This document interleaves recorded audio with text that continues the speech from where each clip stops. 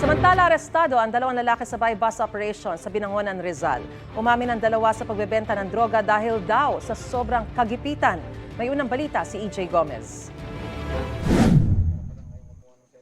Sa loobang bahaging ito ng Barangay Batingan sa Binangonan, Rizal, naaresto ng mga pulis ang dalawang lalaking tulak umano ng ilegal na droga.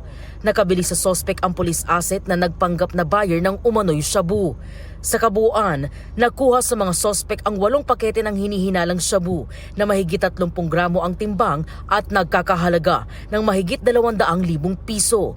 2 linggong minonitor ng mga operatiba ang mga sospek na magtiyuhin na sina alias Big Boy 26 anyos at alias Alan 55 anyos. Yung source ng illegal na droga ay kinukuha nila to sa Taguig area at dito nila binabaksak sa Baytown na Angono at ang area of operation din is dito sa Binangonan. May online na transaction at meron ding physical at kaliwaan. Aminado ang mga sospek sa pagbebenta ng illegal na droga. Inaamin ko po. Gawa ko lang po yun dahil sa sobrang gipit. Wala mapagkunan. Ako lang po inaasahan sa amin eh. Kaya napilitan akong pumasok. Nag-try lang ako.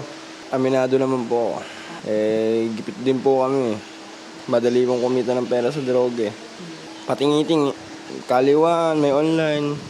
Itong dalawang tulak ay dati na rin itong nakulong sa illegal na droga more than a year ago at nakapag-probation, nag-apply ng probation kaya nakalaya uli.